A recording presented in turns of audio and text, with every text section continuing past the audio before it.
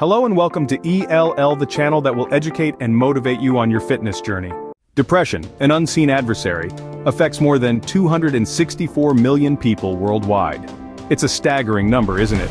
This invisible enemy weaves itself into the fabric of our society, silently impacting global health on a scale that's hard to comprehend.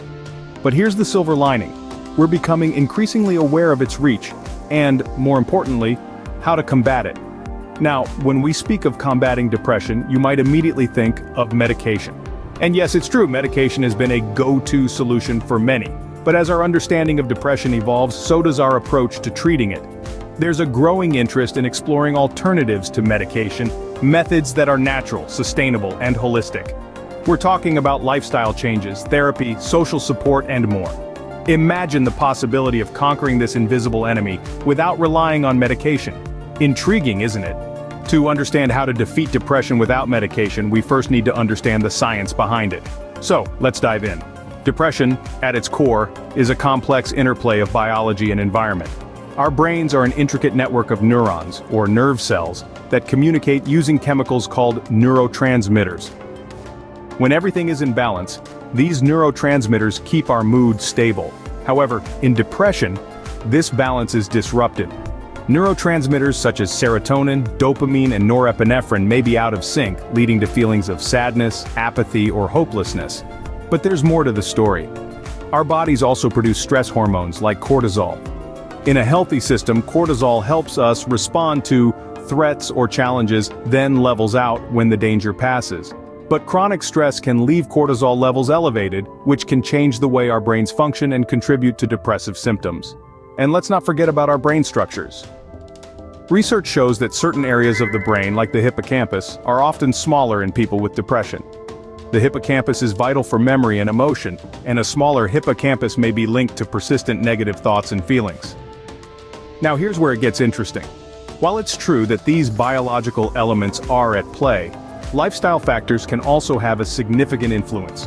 For instance, a poor diet can affect neurotransmitter balance, and lack of exercise can lead to elevated cortisol levels. Likewise, chronic stress from work, relationships, or other life situations can impact both neurotransmitters and stress hormones. It's a complex puzzle, but understanding these pieces gives us a clearer picture of what's happening in the brain during depression, and it's this understanding that leads us to realize that while medication can be helpful, it's not the only avenue for treatment. With this understanding of the science of depression, the question becomes, how can we influence these factors without medication? Believe it or not, our daily habits can have a significant impact on our mental health. It's not just about what we do, but how we live our lives that can make a world of difference. Let's dive into the science behind lifestyle changes for treating depression. First up is exercise. Physical activity has been shown to reduce symptoms of depression. When you exercise, your body releases chemicals called endorphins.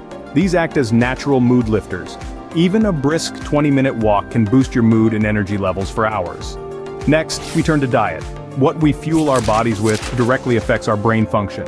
Research suggests that a diet rich in fruits, vegetables, lean proteins, and whole grains can help alleviate depressive symptoms. Omega-3 fatty acids found in fish and walnuts are particularly beneficial for brain health. Sleep is another crucial factor. Poor sleep can not only trigger depression but also prolong it. Aim for 7 to 9 hours of quality sleep every night. Establishing a regular sleep schedule and creating a relaxing bedtime routine can help improve sleep quality. Mindfulness practices such as meditation and yoga are also powerful tools in managing depression. They help us stay present and avoid getting stuck in negative thought patterns. Regular practice can cultivate a sense of inner peace and stability, even in the midst of emotional turmoil. Last but not least, reduce alcohol and avoid recreational drugs. These substances can interfere with the balance of chemicals in our brain and exacerbate depressive symptoms. And remember, consistency is key. These lifestyle changes don't work overnight. It's about making small, sustainable changes and sticking to them.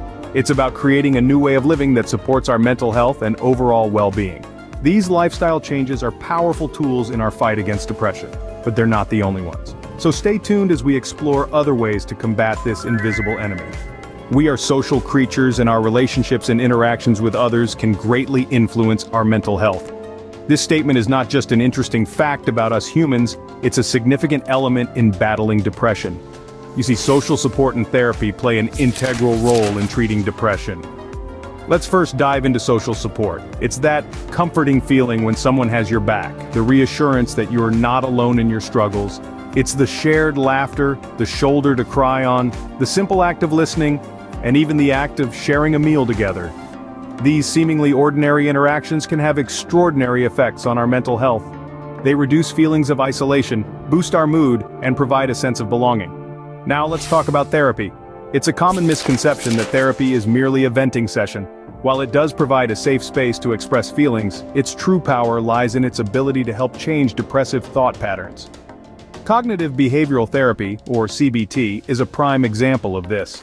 CBT is a form of therapy that focuses on challenging and changing unhelpful cognitive distortions and behaviors, improving emotional regulation, and developing personal coping strategies. It's about identifying negative thought patterns, understanding why they exist, and learning how to replace them with positive, constructive thoughts. Imagine your mind as a garden. Negative thoughts are like weeds, growing wildly and uncontrollably, overshadowing the beautiful flowers. CBT is like a gardener. It helps you to identify these weeds, understand why they're growing, and teaches you how to replace them with beautiful blooming flowers. And it's not just CBT.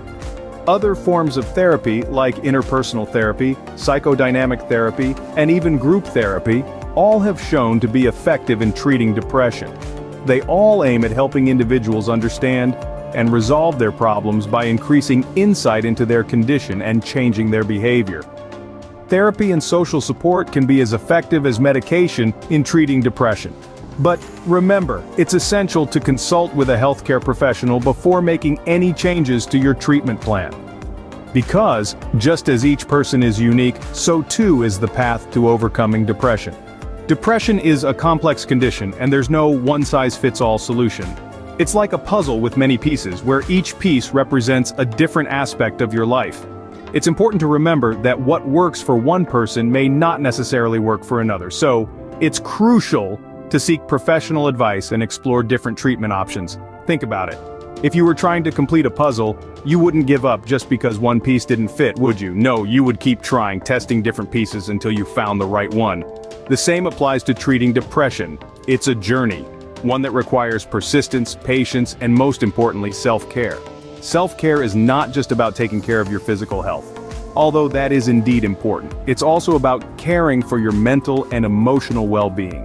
Activities like meditation, yoga, or even just taking a walk in nature can help reduce stress and improve mood.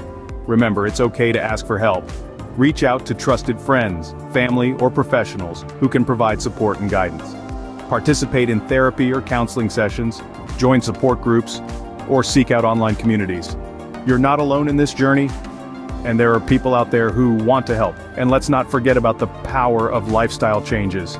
Incorporating a balanced diet, regular exercise, and adequate sleep into your routine can do wonders for your mental health.